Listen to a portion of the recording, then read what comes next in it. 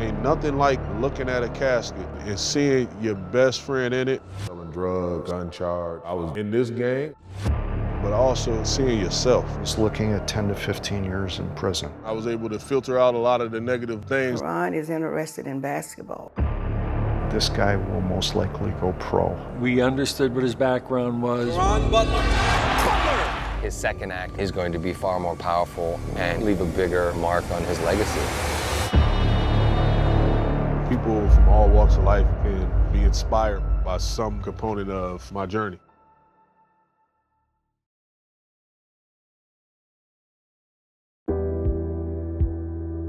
My grandmother and my great uncle come from Columbus, Mississippi. They came from the South in the 50s, late 50s, early 60s, and we winded up in Wisconsin. My grandmother was the matriarch and the patriarch of the family. You know, I had an amazing queen and my grandmother that raised me without a male figure or presence. The 10 hours a day, coming home, taking care of the kids, and Mattie was young. Everybody was young. I was 14 and living at home with my mom. I had Caron. She just said she was gonna be there and help me raise him. Don't worry.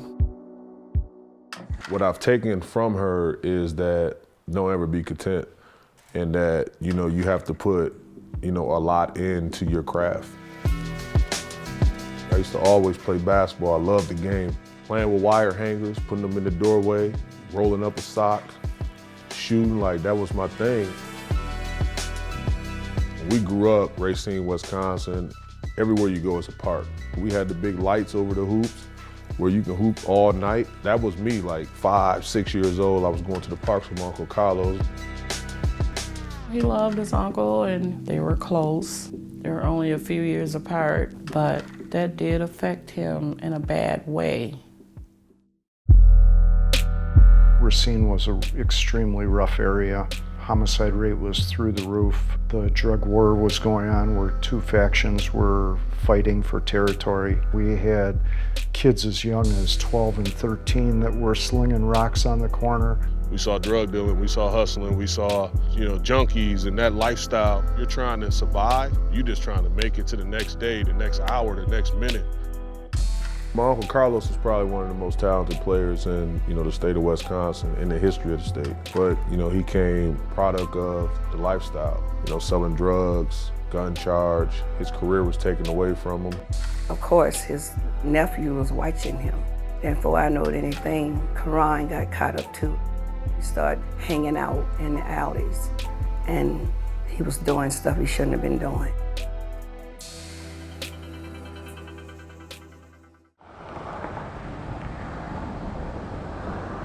This is the house that I grew up in, here on the south side of Racine. You hear the stories of me hopping out the windows. That specific window right there was the window that I used to always hop out, head up the block. Right now we in South Park, 18th Street Mall, AKA my block. And this is where we used to just hang out and stand like statues every day. The hot spot was 18th Street Mall as far as where all the dope dealing took place for Southside. I mean, that was Caron's stomping grounds. Whatever I had on me, I could sell.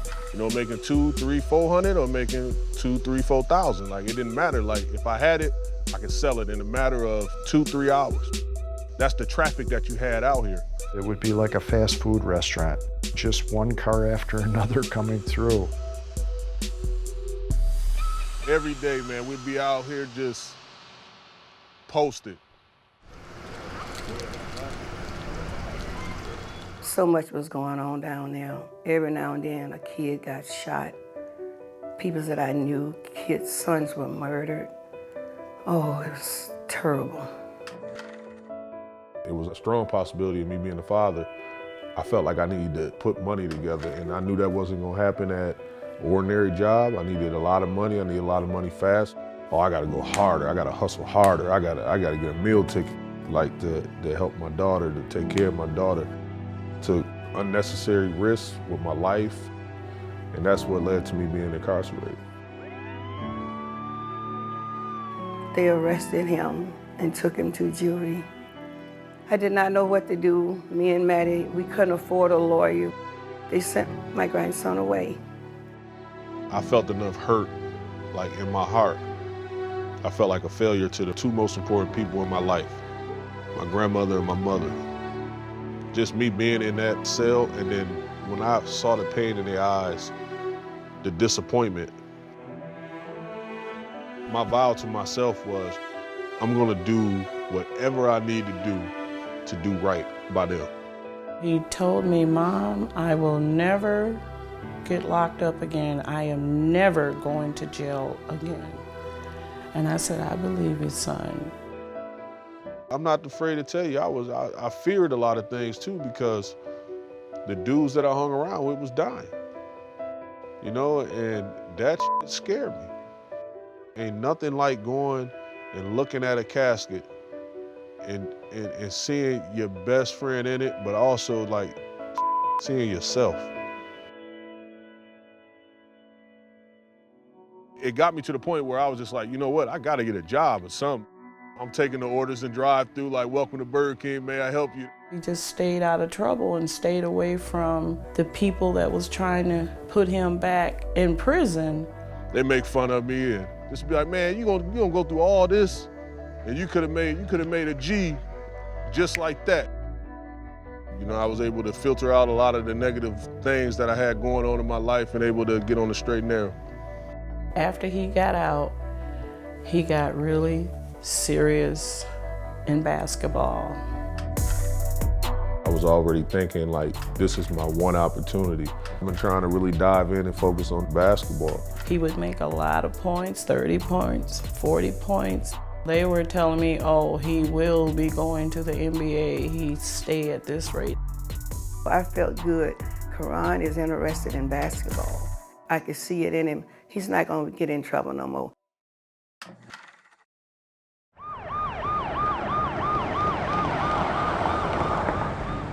January 22nd, 1998 was the first time I ever met CARON Butler. I did 8.5 years on third shift. From there, I ended up being promoted to detective and went right into the drug unit. I had drafted a warrant for the house on Bluff Avenue, CARON'S residence. This was based on a buy that I did where we bought dope out of the garage from an individual. We hit the house on January 22nd, 1998. CARON is the only one there. We end up finding 15.3 grams of crack cocaine. The threshold was 15 grams. And he's looking at 10 to 15 years in prison. I was so sad because I said, here we go again. They're gonna send him away. And he had his hand behind his head. Just, Grandma, they're gonna send me away. It ain't none of mine. I had a cast on my left hand and they handcuffed me like through the hole of my cast. And he was like, I haven't seen you out here in these streets. I sit down with him and I see tears well up in his eyes like he couldn't believe this was happening. And I was like, I'm clean, bro. Like, I ain't been out here since I got, released. And I said, no, my son works all the time. He don't have any drugs or money. I also noticed that he's got burns all over his hands. And I said to him, where did you get burns on your hands? From the fryer at Burger King. I don't recall ever coming into contact with a drug dealer that was also working at Burger King. Rick Geller, he came to me and he had a conversation with me. He made me feel at ease when I was like really tense. He just made sure that CARON did not get mistreated in that situation. So I ended up having a conversation with my supervisor who said, look, you got 15.3 grams, you got enough, charge this kid. And I felt bad enough about it that I ended up kind of going over his head, and I went to my lieutenant and I said, look, LT, I don't think this kid knew that this dope was in this house, and I think it would be a tragedy if we charge him. Luckily, I had built up a decent enough reputation in the drug unit where the lieutenant said, you know what, if you don't feel right about it, then we're not gonna do it. then you let this kid walk. And that's what I did. I could have been recycled and caught up in the system, but that wasn't the case. So I'm forever grateful to Rick Geller for that. He see no color, he just see the truth. I mean, I was honest with him. I told him, if I'm wrong about this and you are selling dope, you and I will meet again. And his response was, you and I will never meet again. I promise you that. One of the other gang investigators said to me, you have no idea how good this guy is at basketball, do you? And I said, no, why should I?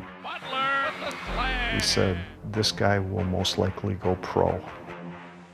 The Miami Heat select CARON Butler. We understood all of the things that he went through as a young man. CARON Butler was certainly on top of our list. Y'all in my pad right now. There's Butler, he scores! To be traded, it was just a blow. I just broke down and cried. It's nice to know that, if you really do the work, there's nothing you can't accomplish.